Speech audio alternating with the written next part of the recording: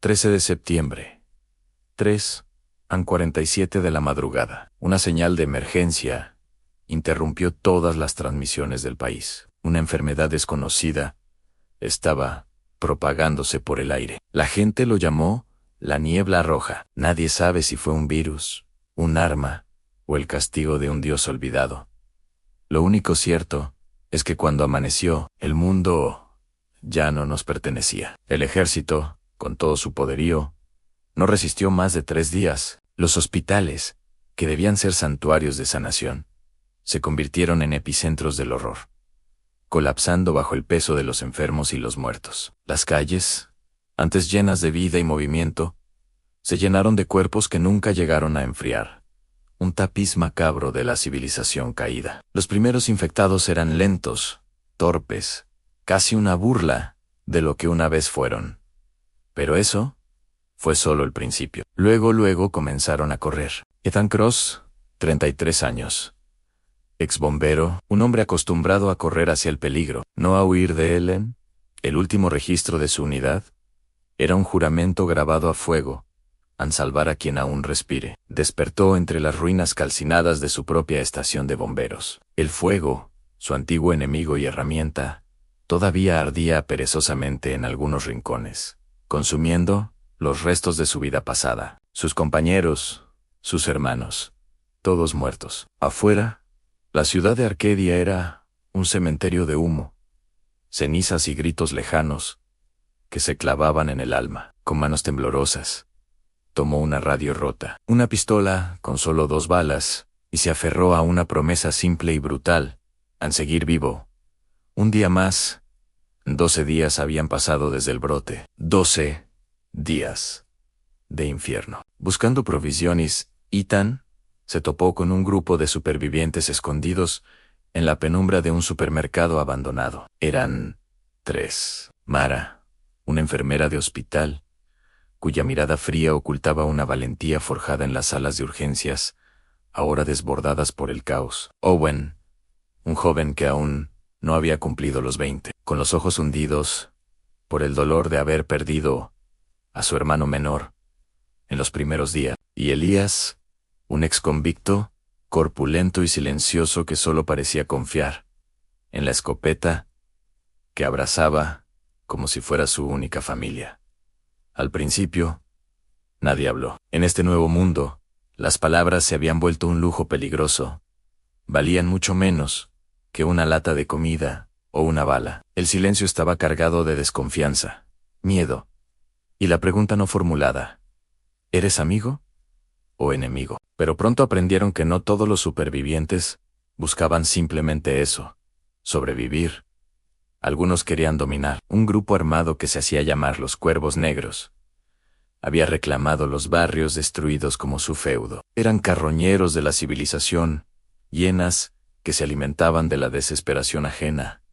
Robaban comida, municiones y personas. Cuando encontraron el refugio de Ethan y los demás en el supermercado, los rodearon como una manada de lobos. Su líder, un hombre con una cicatriz que le partía la ceja, exigió todo lo que tenían a cambio de sus vidas. Elías dio un paso al frente, amartillando su escopeta con un chasquido que rompió el tenso silencio. Su voz, grave y llena de acero, retumbó en el local: no vamos a entregar nada. Esa noche, bajo la luna teñida de rojo por el humo de los incendios, la guerra ya no era solo contra los muertos, era contra los que aún respiraban. El estruendo de los disparos fue como una campana llamando a la cena.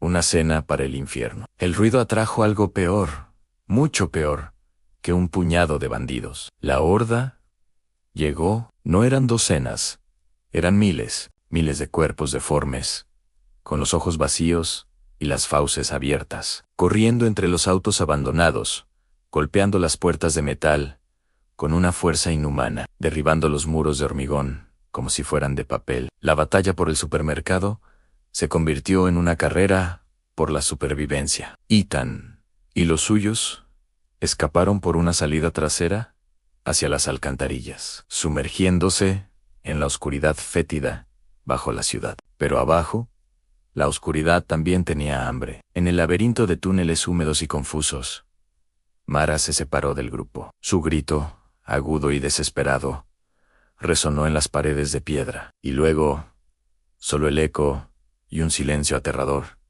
que pesaba más que cualquier sonido. Como si el apocalipsis no fuera suficiente, el propio aire se volvió en su contra. El virus mutaba, evolucionaba. La niebla roja, el presagio de todo, volvió. Pero esta vez era diferente. Se sentía espesa, casi líquida, aferrándose a la piel y los pulmones. Los muertos ya no solo mordían, ahora exhalaban esa misma niebla, un miasma carmesí que quemaba la piel al contacto y nublaba la razón, sembrando la locura en quienes la respiraban por demasiado tiempo. Ethan comenzó a toser. Primero un carraspeo seco, luego un espasmo violento que trajo consigo el sabor metálico de la sangre. Owen, el joven que había perdido a su hermano, intentó cargarlo, negándose a dejar a otro compañero atrás. Pero ambos sabían la verdad. No había cura. La infección no era una sentencia de muerte. Era una transformación. Al final, solo quedaban ellos dos en la superficie. Elías, el hombre que solo confiaba en su escopeta, había caído cubriendo su retirada de las alcantarillas, enfrentándose a una ola de infectados para darles una oportunidad. Y entonces, un milagro, la radio de Ethan, rota y abandonada, cobró vida con un chisporroteo. Una voz femenina, clara pero llena de estática, cortó el silencio. Sí. ¿Alguien escucha esto? Hay un refugio en las montañas. Repito, hemos establecido un refugio seguro en la costa norte. La humanidad aún respira. Nathan, apoyado contra un muro, con el aliento entrecortado y la vista nublada, miró a Owen Ale, entregó la radio, con su último aliento, con la fuerza de un bombero que salva una última vida. Miró el horizonte y dijo: Ambe, Owen, corre, no te detengas. El joven corrió. Corrió entre el fuego, los escombros y la niebla roja que lo devoraba todo. Detrás de él, la ciudad de Arcadia caía en un silencio definitivo. Delante, un solitario rayo de luz atravesó las nubes oscuras, como una promesa. Años después, en un refugio de madera enclavado en las montañas, una niña, pequeña, encendió una fogata. El crepitar de las llamas era el único sonido en la quietud de la noche. Alrededor de su cuello, colgando de un cordón de cuero, llevaba una placa de identificación oxidada, casi ilegible, pero con dos palabras aún visibles: en Cross. Bombero en el fuego, la última luz de Ethan seguía vivo. Y mientras exista una sola llama, mientras alguien la mantenga encendida, la humanidad aún tiene una oportunidad. Sobrevivir no es vivir, pero es el primer paso para volver a hacerlo. Gracias por acompañarnos en este viaje. Si historias como esta te atrapan, no olvides darle a like, suscribirte y activar la campanita para no perderte nuestro próximo contenido. Nos vemos en la siguiente historia.